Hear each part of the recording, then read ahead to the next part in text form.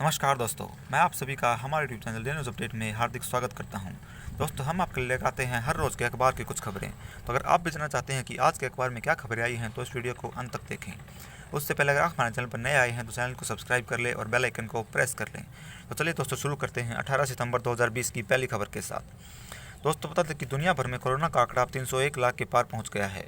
इसमें अभी भी 73 लाख लोग कोरोना से संक्रमित हैं। वहीं पर 218 लाख लोग कोरोना संक्रमण को मात भी दे चुके हैं, जबकि 9.46 लाख लोग की कोरोना संक्रमण से मृत्यु हो गई है। दोस्तों, भारत की बात करें तो भारत में कोरोना का आंकड़ा 51.41 लाख हो गया है। इसमें अभी भी 10.18 लाख लोग कोरोना से संक्रमित हैं, जबकि 40.39 लाख लोग कोरोना संक्रमण को मात दे चुके हैं।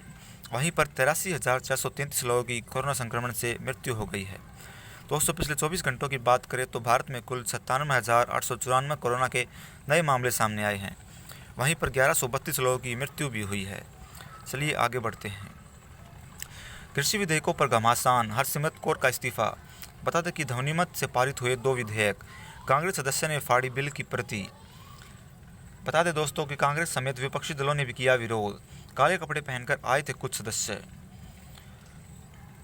विधेयकों तो किसानों की खुशहाली के लेकिन विपक्ष ही नहीं, राजनीतिक दबाव में आए अकाली दल ने भी सरकार की ओर से पेश 2 कृषि विधेयकों को किसान विरोधी ठहराते हुए न सिर्फ विरोध किया बल्कि मंत्री पद से इस्तीफा देने की भी घोषणा की। राजनाथ सिंह ने कहा कि भारत को एलएसी पर गश्त से कोई ताकत नहीं रोक सकती। दोस्तों, बता दें कि रक्षा मंत्री का चीन को सख्त संदेश, पूर्व स्थिति बहाल करने के अतिरिक्त कोई नहीं है विकल्प। राज्यसभा में राजनाथ के बयान के बाद अब सदन में इस मुद्दे पर बहस का अध्याय हुआ है बंद। सभी दलों ने एकजुटता दिखाई। कांग्रेस ने अभी बदला है अपना रुख, नहीं किया सदन से वॉकआउट। सांसदों विधायकों से लंबित मामलों में रोजाना सुनवाई करे हाई कोर्ट। बता दें कि सुप्रीम कोर्ट ने कहा कि महामारी इसमें बाधा नहीं बन सकती। ये मामले वीडियो कॉन्फ्रेंसिंग के जरिए भी किए जा सकते हैं।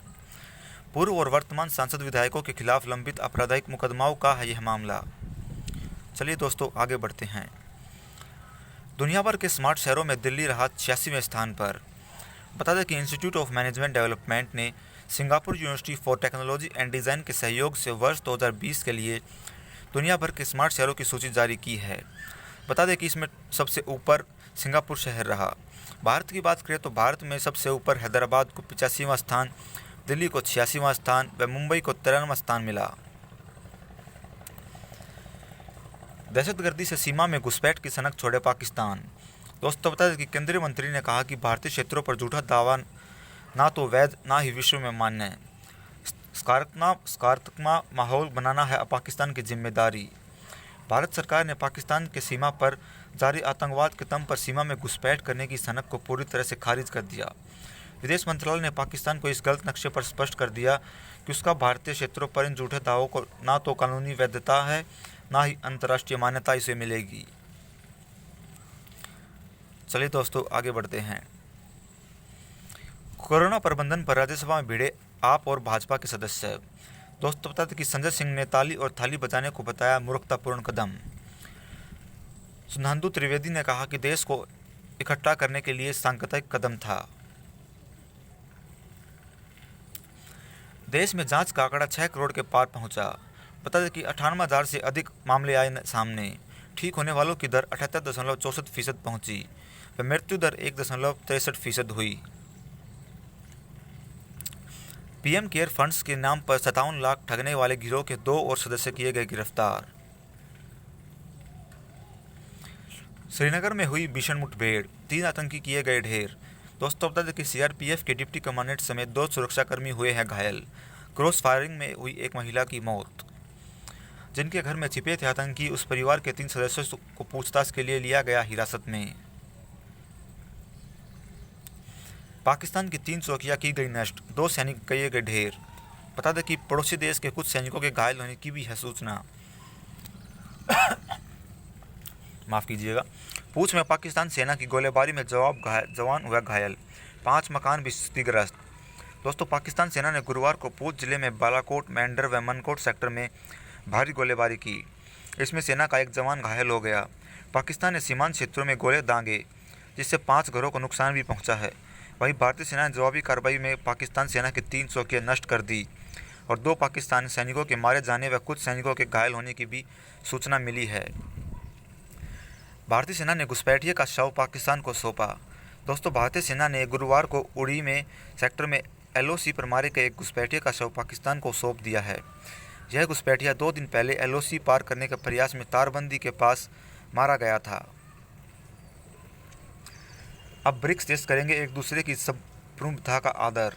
बता दें कि NSA की बैठक में ड्राफ्ट को मिली है मंजूरी। भारत चीन के NSA हुए शामिल, द्विपक्षीय मुद्दों पर नहीं हुई है कोई बात। भारतीय नौसेना ने हिंद महासागर में पकड़ा चीन का जहाज। दोस्तों, बता दें कि पिछले महीने घुसा था जहाज, नौसेना की चेतावनी के बाद भी चला गया था वापस। कोई भी देश भारत के इजजेड में खोजी गतिविधियां संचालित नहीं कर सकता।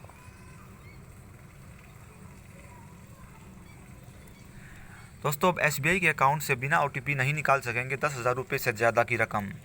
दोस्तों, बता दें कि भारतीय स्टेट बैंक के ग्राहकों के लिए अब 10,000 रुपये से अधिक की निकासी के लिए ATM में 1 टाइम पासवर्ड यानी OTP दर्ज कराना होगा।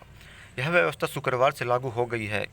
इससे पहले 10,000 रुपये या इससे अधिक की निकासी के लिए केवल रात 8 बजे सुबह 8 बजे के बीच ही OTP की ज़रूरत होती थी। बता दें दोस्तों कि अब ग्राहक जब ATM में से निकासी के लिए 10,000 रुपये या उससे अधिक की रकम मांग करेगा तो उसे उसके पंजीकृत मोबाइल पर OTP प्राप्त होगा। रकम निकासी के लिए ATM मशीन में OTP को दर्ज कराना होगा।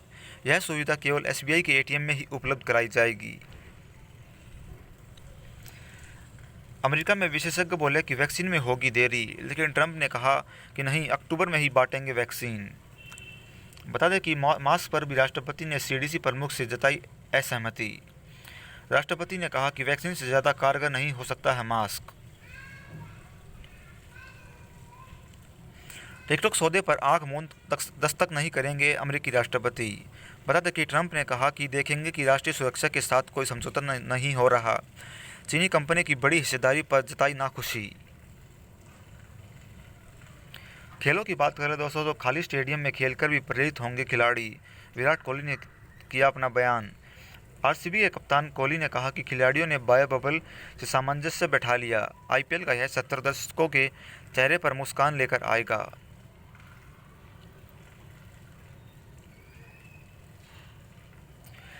अब 6 दिन की जगह अब 36 घंटे की क्वारंटाइन रहेंगे इंग्लैंड और ऑस्ट्रेलिया के खिलाड़ी।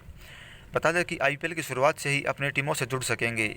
BCCI ने दोनों टीमों के खिलाड़ियों की मांग को है माना।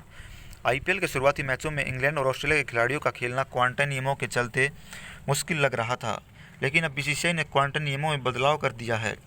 अब उन्हें 6 दिन के बजाय 36 घंटे ही क्वारंटाइन में रहना होगा। IPL खेलने वाले दोनों टीमों के खिलाड़ियों इंग्लैंड जैसे यहाँ निजी विमान से पहुँचेंगे। बता दें कि दोनों ही टीमों के खिलाड़ियों के क्वारंटाइन की समय छूट की मांग की थी। आगे बढ़ते हैं। क्रिकेट की बात करें तो वनडे रैंकिंग में कोहली को पहला स्थान पर है कायम, जब गेंदबाजों में बुमराह दूसरे स्थान पर। ब्रह्मांड में मिला एक और विशालकाय ग्रह। दोस्तों, बता दें कि मृत तारे के चक्कर लगा रहा है WUD 1856b। धरती से 80 प्रकाश वर्ष की दूरी पर मौजूद बृहस्पति के आकार का है यह ग्रह। ब्रह्मांड में पहली बार एक ऐसे विशालकाय ग्रह का पता चला है जो अपने से छोटे मृत सदस्य तारे या व्हाइट ड्वार्फ का चक्कर लगा रहा है। बृहस्पति ग्रह के आकार का यह ग्रह धरती से 80 प्रकाश वर्ष की दूरी पर है। प्रकाश दूरी नापने की सबसे बड़ी इकाई है। एक वर्ष का मतलब है कि प्रकाश द्वारा एक वर्ष में चली गई दूरी होती है। प्रकाश की रफ्तार 3 लाख किलोमीटर प्रति सेकंड होती है। इस लिहाज से यह ग्रह धरती से बहुत दूर है। दोस्तों, आज के लिए बस इतना ही। आपका दिन शुभ हो। धन्यवाद। अगर आपको हमारा काम पसंद आया हो तो हमारे वीडियो को लाइक करें, शेयर करें और चैनल को सब्सक्राइब कर लें।